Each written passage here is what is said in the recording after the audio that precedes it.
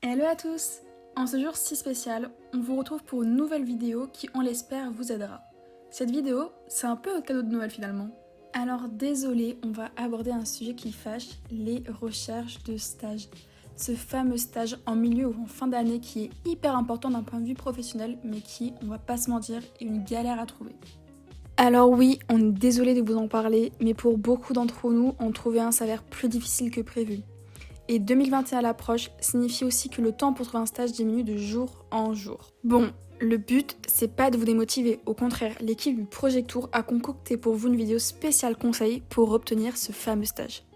Tout d'abord, on va vous présenter où et comment trouver un stage. Et on commence avec les réseaux sociaux. Ce sont nos meilleurs amis, alors utilisons-les. Sur Facebook, il existe plein, mais genre plein de groupes avec tous les jours des offres de stage. À toi de sélectionner celle qui te donne le plus envie de postuler. Et sur Instagram, c'est pareil, il y a des comptes dédiés aux offres de stage dans plein de domaines différents. Et évidemment, on ne peut pas ne pas parler de LinkedIn qui est le réseau social qui peut être très utile pour nous, étudiants en galère. Alors n'hésite pas à poster ton CV, ton portfolio ou une création originale que tu as envie de partager à ton réseau. Et puis le plus important, c'est qu'avec Facebook, Instagram ou LinkedIn, tu peux démarcher une entreprise ou un contact plus facilement. Le contact est plus simple et ta demande ira directement dans le service communication d'entreprise. Tu peux envoyer un message privé en demandant une adresse email à quelqu'un où tu peux envoyer ta candidature. Comme ça, tu auras plus de chances d'avoir une réponse et établir un vrai contact. Sinon, il existe aussi de nombreux sites spécialisés dans la recherche de stages. On te donne nos préférés, Indeed, l'étudiant, Welcome to the Jungle ou même Pôle emploi. Toutes ces plateformes te permettent de cibler avec des critères bien précis tes recherches. Ta zone géographique, ton domaine, ton niveau de bac. Et ça peut vraiment te proposer des offres avec des entreprises auxquelles tu n'aurais peut-être pas pensé à postuler. On peut aussi fortement te conseiller d'utiliser ton réseau.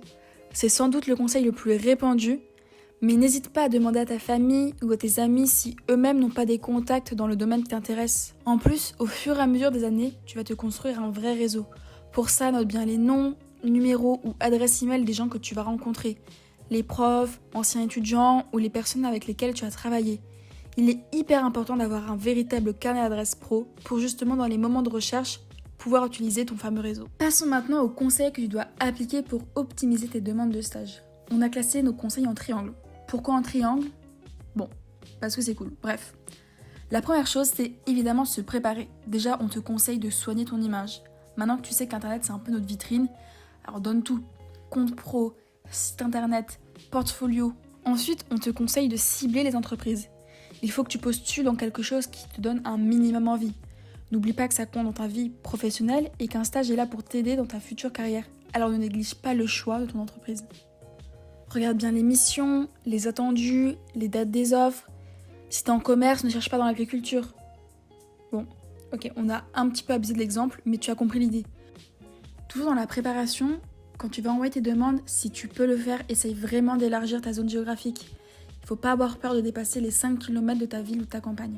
Maintenant, pour obtenir un stage, il faut te démarquer. Il faut montrer aux entreprises que tu es différent. Finalement, c'est un petit peu comme de la drague. Tu dragues l'entreprise, quoi. Alors commence avec une phrase d'accroche dans le mail.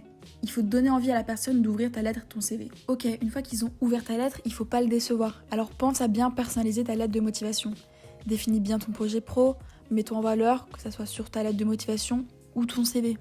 Et puis pour une lettre un petit peu plus sympa que celle des autres, tu peux mettre le logo d'entreprise en haut à droite avec en dessous le nom de la personne à qui tu t'adresses et le nom de son poste. Tu peux mettre aussi ta signature tout en bas, en dessous de ton nom.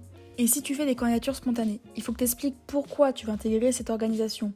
Montre que tu es intéressé par l'entreprise et explique en quoi ce stage est important pour toi, mais aussi ce que ta présence pourra apporter. N'oublie pas qu'un stage, c'est 50-50. Une fois tes demandes déposées, il faut persévérer. Ne baisse pas les bras si tu reçois aucune réponse positive. Il faut apprendre à être patient et savoir saisir sa chance. Évidemment, envoie un max de candidatures pour maximiser tes chances.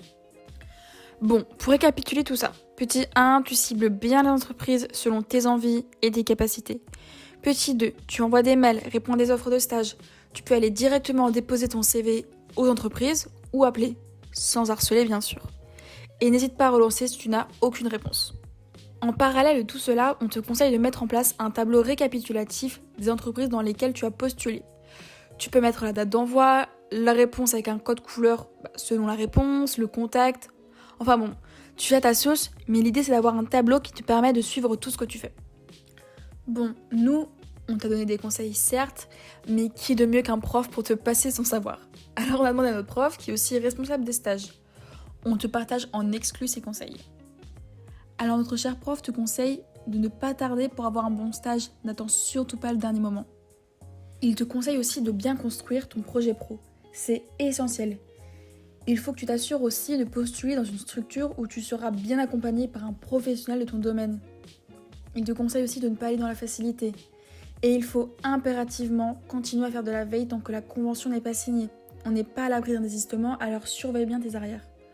Enfin, il te conseille de consulter les stages des années précédentes, de contacter les anciens étudiants. Ils pourront sans doute t'aider. Merci encore à lui pour ses précieux conseils. Promis monsieur, on va les appliquer à la lettre. Et maintenant notre partie préférée, le top 3 des erreurs à ne surtout pas commettre. En numéro 1, nous avons la belle lettre bateau avec aucune personnalisation. Ça, c'est rédhibitoire direct. En top 2, nous avons les fautes d'orthographe. Est-ce que j'ai vraiment besoin d'expliquer pourquoi? En top 3, nous avons la lettre de motivation directement dans le mail. Évidemment, on envoie sa lettre de motivation et son CV en PDF en pièce jointe. C'est peut-être évident pour vous, mais on vous promet que ça arrive plus souvent qu'on ne le pense. Et voilà, on a fait le tour des conseils que l'on pouvait te donner. On sait que c'est dur, alors tenez bon, on croit en vous. L'équipe du Project Tour vous souhaite d'excellentes fêtes. Profitez bien de cette période pour vous reposer avant de partir dans cette nouvelle année qui nous promet plein de surprises.